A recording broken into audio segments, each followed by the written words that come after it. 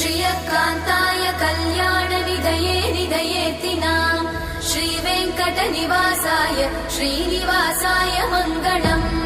लक्ष्मी सविभ्रमालोकसुभ्रूविभ्रमचक्षुषे चक्षुषे सर्वलोकानां वेङ्कटेशाय मङ्गलम्। श्रीवेङ्कटाद्रिशृङ्गाग्रमङ्गलाभरणाङ्गये मङ्गलानां निवासाय श्रीनिवासाय मङ्गलम्। सर्वावयव सौन्दर्य सम्पदा सर्वचेतसां सदा सम्मोहनायास्तु वेङ्कटेशाय मङ्गलम्।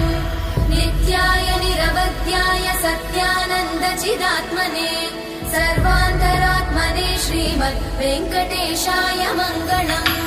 स्वतः सर्वविदे सर्वशक्तये सर्वशेषिने सुलभाय सुशीलाय वेङ्कटेशाय मङ्गलम्।